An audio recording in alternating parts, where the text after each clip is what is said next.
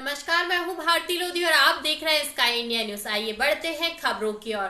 सम्यक कॉन्फ्रेंस के तहत रविवार को चक्कर रोड के भरत मैरिज लॉन्ज में बेरोजगारी पर व्याख्यान हुआ। इस मौके पर मुख्य वक्ता, विचारक और लेखक भास्कर राव रोकड़े ने कहा कि राजशाही समाप्त होने, टीवी व लोकतांत्रिक व्यवस्था लागू होने के बाद देशी रियासतों की संपूर्ण संपत्ति भारत सरकार की ही होगी।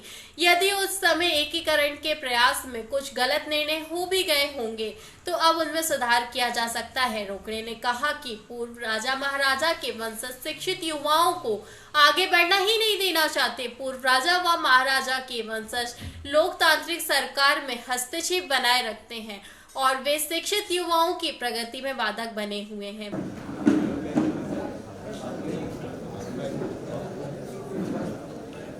आदरणीय भास्कर राव रोकड़े जी की उपस्थिति में कार्यक्रम हो रहा है और आज बड़ा शुभ अवसर है।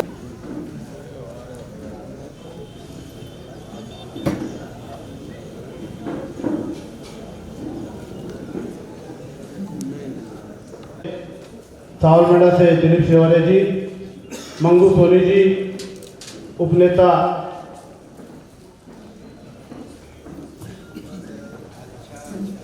छोटू सोनी जी,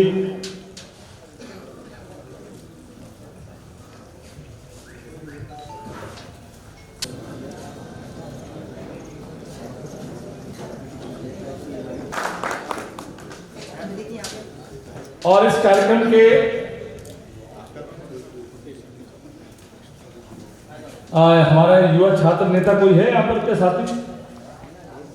कोई छात्र नेता है युवाओं की तरफ से लीड करने वाला साथी? कोई साथ उठाए जरा। जनपद सदस्य कावड़े जी, युवाओं में छात्र कोई है जो दमदार क्रांतिकारी इस नवक्रांति में हाथ उठाए जरा, एक हाथ उठाए। इसी के साथ में हमारे बहुत ही इस अभियान के संघर्षित साथी, क्रांतिकारी साथी और भास्कर राव रोकड़े साहब के बहुत ही करीबी और इस बैतूल जिला के आपके सबके शानदार और जानदार नेता अरुण गोटी जी से गुजारिश करूंगा वो भी आज के इस कार्यक्रम में आकर के हमारे युवाओं को मार्गदर्शन दें। मुझे जोरदार तालियां। कार्यक्रम के हमारे मुख्य अतिथि परम आदरणीय भास्कर राव रोकड़े साहब, आज हमको इस बात का बहुत गर्व है कि हमारे छोटे से निवेदन पर आदरणीय भास्कर राव रोकड़े साहब ने यहाँ के युवाओं के लिए हमें समय प्रदान किया। इसके लिए हम पूरे बैतूल जिले के युवा साथियों की ओर से उनकी कृतज्ञता ज्ञापित करते हैं। मुझे उनके साथ वार्तालाप करने का मौका मिला। उसके बारे में उन्होंने विस्तार पूर्वक मुझे बताया कि ये अभियान युवाओं को जोड़ने का है, क्योंकि युवा सही दिशा जिस ओर जिस प्रकार बंदर किस प्रकार उछल कूद करता है, इस डाल से उस डाल, उस डाल से उस डाल पे, उसी प्रकार युवा रहता है कि जरा सा किसी ने प्रलोभन दिया कि उस ओर चल पड़ता है। युवाओं को सही मार्गदर्शन की जरूरत है। तो आदरणीय रोकड़े साहब ने कहा कि हिंदुस्तान की जो सबसे बड़ी समस्या है, जो आने वाली समस्या है, वो हिंदुस्तान के नौजवानों की है। हमें इसकी बात करनी चाहिए। चूंकि ये गैर राजनीतिक अभियान है, हमारा कोई राजनीतिक मूवमेंट नहीं है। हम गैर राजनीतिक अभियान के तहत सम्यक अभियान को पूरे देश में, पूरे प्रदेश में चलाने का काम कर रहे हैं। तो सब ने कहा कि ये चिंतन का विषय है कि इस देश का सबसे बड़ी समस्या अगर किसी की है तो नौजवानों की। और सब ने कुछ बिंदुओं पे चर्चा की और मुझे लगा कि निश्चित रूप से एक बड़े परिवर्तन के आसार हो सकते हैं। और सम्यक अभियान इसी नौजवानों के लिए चलाया गया आंदोलन है। इस नौजवानों का अभियान है जो आने वाले समय में हिंदुस्तान में परिवर्तन करके रहेगा। और आदरणीय भास्कर राव रोकड़े साहब ने इस बात के लिए जो है संकल्प लिया है कि मुझे मध्य प्रदेश में और मुझे हिंदुस्तान में परिवर्तन करके रहेगा। और मैं नौजवान साथियों से ये परिवर्तन का सिलसिला लगातार चलता रहेगा। सिर्फ आपसे मेरा अनुरोध है कि आप आदरणीय रोकड़े साहब की बातों को सुने क्योंकि उनके जो बिंदुवार टॉपिक है आदरणीय साहब हमारे बीच में है, उन टॉपिक पे मैं बिल्कुल आपसे जिक्र नहीं करूंगा, क्योंकि उसका प्रेजेंटेशन सब देंगे, उनका बनाया हुआ टॉपिक है, हम लोग उसके साथ में काम कर रहे हैं, तो उनसे बेहतर प्रेजेंटेशन मैं भी उस टॉपिक पे नहीं दे सकता हूँ, इसलिए उस टॉपिक पे मैं आपसे बात नहीं करूंगा। मैं तो सिर्फ इतना आपसे बात करूंगा कि आप अपने आप को परिवर्तित करने का काम करिए। जब तक आपके अंदर खुद का परिवर्तन नहीं होगा, दुनिया की कोई ताकत आपको जो है आगे बढ़ने से रोक नहीं सकती है। तो पॉजिटिव एटीट्यूड के साथ परिवर्तन करिए। यह सम्यक अभियान पूर्णतः गैर राजनीतिक है, आंदोलन भी नहीं है, किसी को भी धरना, प्रदर्शन, रैली, चक्काजाम आदि की इजाजत नहीं दी जाएगी। सिर्फ लक्ष्य की ओर देखना है, लक्ष्य को प्राप्त करना है, और लक्ष्य सबसे बड़ा यह है कि हम किस तरह से अवसाद मुक्त हो अपने आप के जीवन को संवारे और अपने परिवार के लिए कुछ करके बताएं। इस सम्यक अभियान की शुरुआत कोई साधारण घटना से नहीं हुई है। एक IAS अधिकारी जो मुझे अपना गुरु मानते हैं, मुझसे काफ़ी आग्रह किया उन्होंने कि साहब ये मुख्यमंत्री तीर्थ दर्शन योजना चल रही है और तीर्थ से जो लौट कर आए हैं वृद्धजन, वो कितने खुश होते हैं, उनके भावों को जरा देखिए। आप अब तक काफ़ी किताबें लिख चुके हैं, एक किताब ये तीर्थ दर्शन कर लौट कर आने वालों पर लिखेंगे तो बड़ा आनंद आएगा और ये समाज को नई दिशा में। मैं उनके बहुत अधिक आग्रह पर उस जिले में गया, ट्रेन आई, सभी ने बड़ा स्वागत किया, फिर घर घर तक पहुंचाए गए। एक गांव में उसका समारोह भी हुआ। एक वृद्ध दंपत्ति, वृद्ध मतलब बहुत अधिक उम्र के नहीं रहे होंगे, मुश्किल से 60-65 के आसपास के, लेकिन वे उतरे, वे घर की ओर बढ़े। उस दंपत्ति के पीछे पीछे मैं चला। कलेक्टर परेशानी में आ गए कि आखिर रोकड़े साहब जा कहाँ रहे हैं, कारण क्या है। मेरा सहयोगी भी मेरे पीछे पीछे चला। जब वो घर पर पहुंचे तो परंपरागत तरीके से उनका जो भी स्वागत वगैरह, आरती वगैरह उतारी गई। बेटा और बहू ने, सब काफी लोग तीर्थ यात्रा पे गए थे इसलिए सब बढ़ गए। सामने ही बैठे कुर्सी पर बेटे ने अपने पिता से बोला, दादू प्रसाद देना। बेटे के प्रसाद मांगते ही पिता मानो अकड़ने से लगे। देता हूं। बेटे को बड़ा आश्चर्य लगा, बात क्या है, मैं तो प्रसाद ही मांग रहा हूं, क्यों ऐसा कर रहे हैं। अरे दादू मैं प्रसाद ही तो मांग रहा हूं और कुछ थोड़ी ना मांग रहा हूं। हाँ देता हूं, तेरे भरोसे रहता तो चले जाता तीर्थ। भला हो श्रवण कुमार का जो हमें तीर्थ यात्रा करा ले आया। अरे निकम्मे, तेरे को मैंने इंजीनियरिंग तक पढ़ाया, शादी भी किया तो MBA पढ़ी हुई लड़की से, इसलिए सब कुछ किया कि तू मेरे सिर पर चढ़ा रहेगा। अभी श्री मलैया जी ने बताया वही किस्सा है। लड़का क्योंकि मैं सामने था, मेरे तरफ देखा, परेशान सा होने लगा। उसे कुछ समझ में नहीं आया, क्योंकि निकम्मा निकम्मा निकम्मा शब्द 2-4 बार उन्होंने बोला, बड़े अजीबो गरीब तरीके से बोला, बहुत तरीके से हटके भी बोला। बेटा अपने आंखों के आंसू रोक नहीं पाया। पास खड़ी की पत्नी, वह भी अपने आप को संभाल नहीं पाई। और सच कहूं तो मैं भी अपने आप को संभाल नहीं पाया, मेरे आंखों के आंसू रोक नहीं सके। यह विडंबना है। एक व्यक्ति तीर्थ यात्रा के नाम पर बेवकूफ बनाकर श्रवण कुमार बन रहा है और पढ़े लिखे युवा को माँ बाप के नजरों से गिरा रहा है, उन्हें निकम्मा का सर्टिफिकेट मिल रहा है। उसके बाद मेरे सामने तरह तरह की घटनाएं आई। मैं शिक्षित बेरोजगारों की वास्तविक समस्याओं की ओर देखने के लिए, समझने के लिए, जानने के लिए निकला। एक परिवार मुश्किल से 30-32 साल का युवा मेरे पास आया, बहुत परेशान था, नाम सुना हुआ था। बोला गुरुदेव मैं आपसे कुछ जानने, समझने, सीखने और कुछ मांगने आया हूं। मैंने बोला क्या हुआ बेटा? बोले साहब मेरी अभी अभी शादी हुई है, लगभग साल भर हो रहा है। मैं बिजली विभाग में केपीओ का काम करता हूं। मैंने उनसे पूछा ये केपीओ क्या होता है? बोले साहब की पॉइंट ऑपरेटर। मैंने बोला सुनने में तो ऐसा लगा जैसे कोई आप अधिकारी हैं। बोले साहब यही तो धोखा है। इसी धोखे की वजह से मैं आज अवसाद की स्थिति में जा पहुंचा हूं। पत्नी भी साथ छोड़ रही है, पिता भी साथ छोड़ रहे हैं, नातेदार भी साथ छोड़ रहे हैं और सब की दृष्टि में मैं बुरा बन चुका हूं।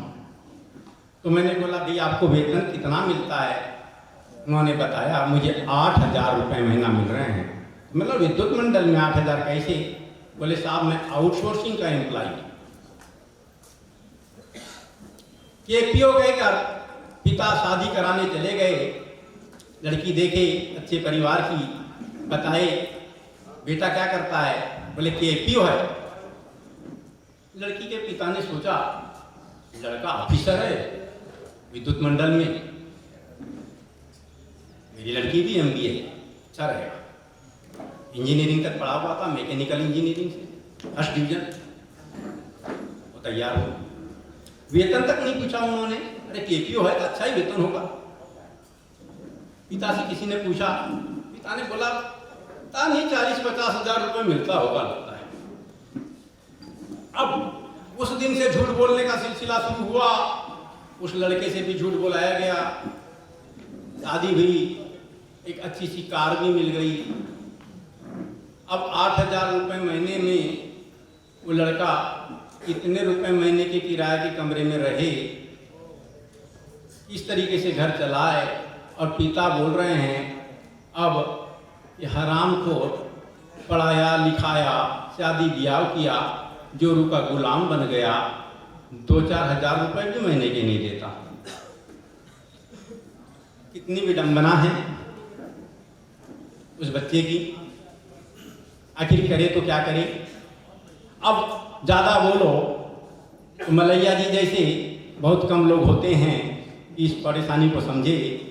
अधिकांश बड़े बुजुर्ग क्या बोलने लगते हैं, आज के लड़के लोगों में पेशेंस नहीं है, धैर्य नहीं है, समझते नहीं हैं। अरे भैया उनके बराबर पेशेंस तो आप लोगों में नहीं था। आप लोग अभाव में ही जीते थे, अभाव में ही जन्मे थे, अभाव में ही चल रहे थे।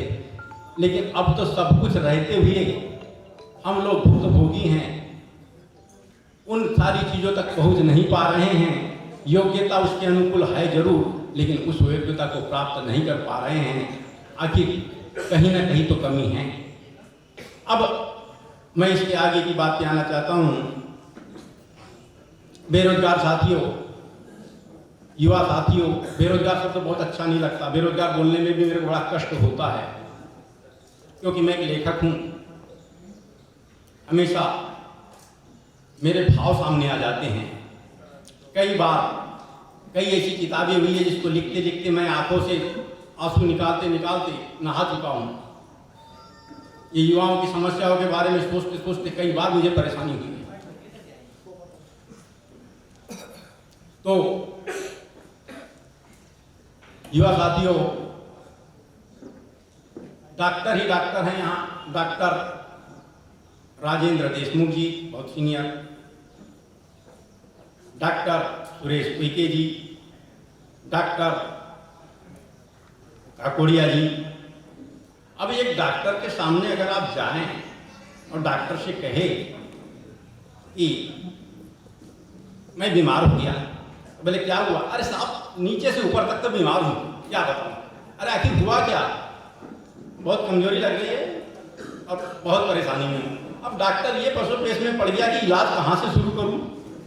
पेट में दर्द हो रहा है, नहीं साहब। हाथ में दर्द हो रहा है, नहीं साहब। और सोचो तो सब जगह दर्द है, पीड़ा बहुत है, लेकिन पीड़ा का बखान नहीं कर पा रहा है। डॉक्टर को समझ नहीं आया कि मैं किस विशेषज्ञ के पास भेजूं। अपनी बीमारी हमको खुद को पता नहीं है। मैं कई युवाओं के पास गया, मैंने बोला भाई ये बेरोजगारी तो है, लेकिन क्यों है, क्या इसके बारे में आपने सोचा? तो सब तरह तरह की बातें करने लगे। सही पूछा जाए तो किसी के भी पास समस्या के मूल की जानकारी नहीं थी। तब मैंने बहुत बारीकी से अध्ययन करना शुरू किया कि आखिर ये बेरोजगारी है तो क्यों है, बेरोजगारी इतनी अधिक बढ़ रही है तो क्यों बढ़ रही है, इसके कारक क्या है। तो मैं अंततः 5 ऐसे मुद्दों पर पहुंचा जो बेरोजगारी के मूल कारण हैं, और इन कारणों के, इन कारकों के दाता कोई और नहीं, व्यवस्था में बैठे लोग। बड़े परिवर्तन की आवश्यकता मुझे महसूस हुई और मैंने सम्यक अभियान के नाम से यह अभियान शुरू किया। तो युवा साथियों, किसी धोखेबाज और फरेबी व्यक्ति के कहने से अच्छे दिन नहीं आ सकते। यदि अच्छे दिन लाना है तो आपको, हमको, सबको मिलकर संकल्पित मानसिकता के साथ संघर्ष करना होगा।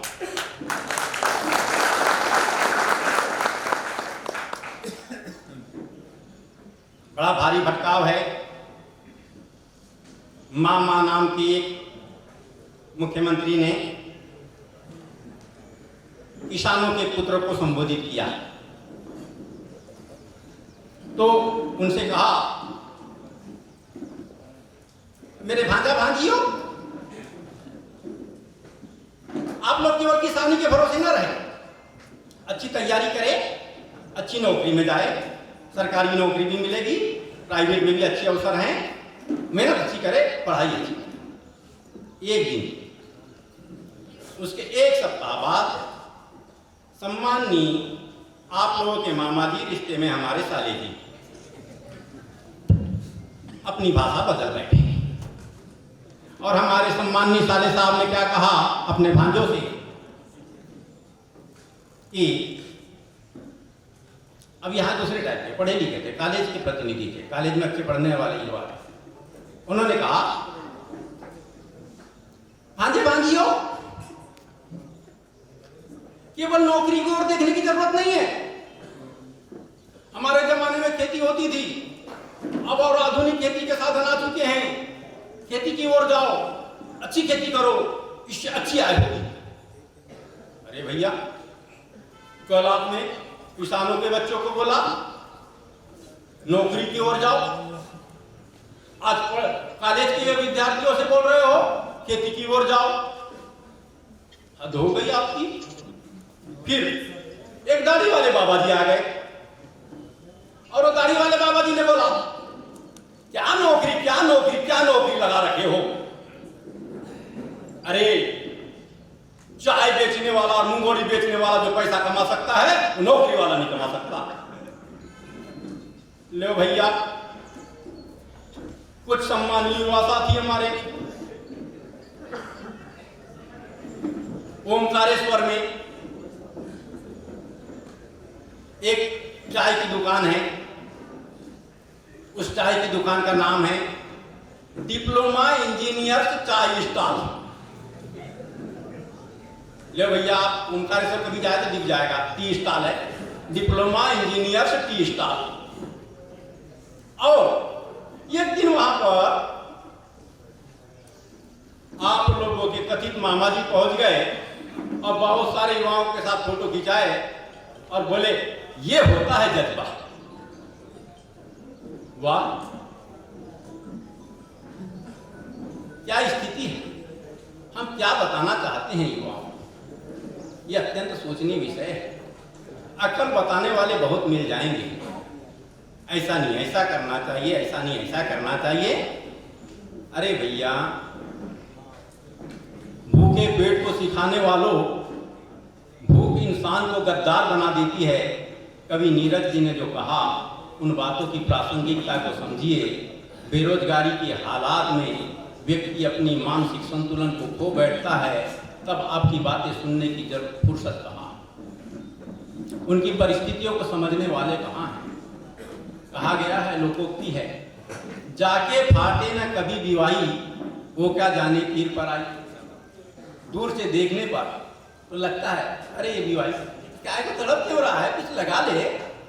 अरे भैया तुझे क्या मालूम कि इसका दर्द कितना होता है। कोई अगर महाराजा का लड़का, राजा का लड़का, राजा साहब कहलाने वाला आप लोगों के बीच आए और आप लोगों को बोले बेटा आत्मनिर्भर बनने के लिए करना चाहिए, उसको सम्मान की नजर से मत देखना युवा साथियों। वो नहीं जानता आपकी समस्या, वो दिखावा करता है। तो मैं अब विषय की ओर आ रहा हूं। मैंने उन समस्याओं को बहुत करीब से देखा है।